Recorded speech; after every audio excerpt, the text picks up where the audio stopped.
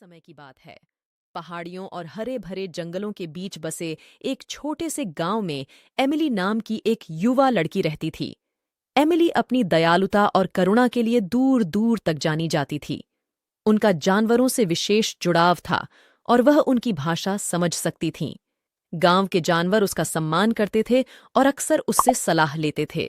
एक दिन जब एमिली जंगल में घूम रही थी, उसे एक धीमी आवाज सुनाई दी। आवाज का पीछा करते हुए उसने झाड़ियों के बीच छिपे एक घायल भेड़िए के बच्चे को पाया।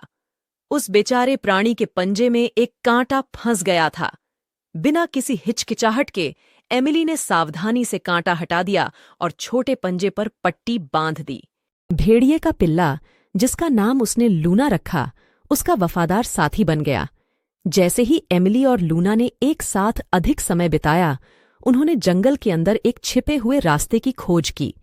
इस रास्ते पर चलते हुए वे एक जादुई उपवन पर पहुंचे, जहां प्राचीन पेड़ फुसफुसाते थे और जुगनू रात के आकाश में नृत्य करते थे।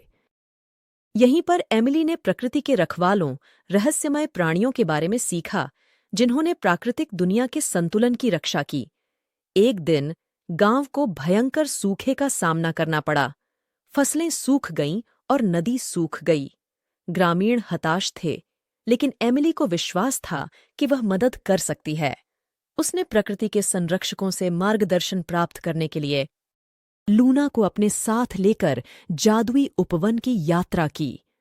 बुद्धिमान आत्माओं ने उसे बताया कि गांव का दुर्भाग्य एक काले जादूगर के कारण हुआ था, जिसने प्राकृतिक व्यवस्था को बाधित कर दिया था। अपने गांव को बचाने के लिए दृढ़ संकल्पित एमिली जादूगर को ढूंढने और संतुलन बहाल करने की खोज में निकल पड़ी। लूना के साथ उसने घने जंगलों से होकर यात्रा की, उफनती नदियों को पार किया और ऊंचे पहाड़ों पर चढ़ गई। रास्ते में उन्हें विभिन्न चुनौतियों का सामना करना पड़ा और नए दोस्त बने, जिनमें फेलिक्स नामक एक मजाकिया लोमड़ी और एथेना नामक एक बुद्धिमान उल्लू शामिल थे।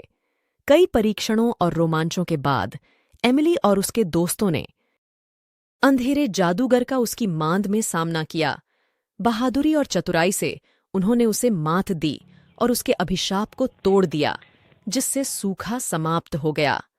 प्राकृतिक संतुलन बहाल हो गया और गांव एक बार फिर समृद्ध हुआ। एमिली के साहस और दृढ़ संकल्प के लिए आभारी होकर प्रकृति के रखवालों ने उसे एक विशेष उपहार दिया, सभी जीवित प्राणियों के साथ बात करने की क्षमता। एमिली ने अपनी नई शक्ति का उपयोग ग्रामीणों को प्रकृति के साथ सामंजस्य के महत्व के बारे में सिखाने के लिए किया, जिससे यह सुनिश्चित हुआ कि गांव प्राकृतिक दुनिया का सम्मान करते हुए समृद्ध हो। और इस तरह एमिली की कहानी दूर दूर तक फैल गई, पीढ़ियों तक बताई जाने वाली एक कहानी बन गई। उसने लूना, फेलिक्स और एथेना के साथ हमेशा अपना साहसिक कार्य जारी रखा, प्रकृति के संतुलन की रक्षा की और दूसरों को भी ऐसा करने के लिए प्रेरित किया। तो दोस्तों, यह थी आज की हमारी कहानी। अगर आपको यह वीडियो पसंद आया हो तो लाइक करें, शेयर करें और हमारे चैनल को सब्सक्राइब करना न भूलें।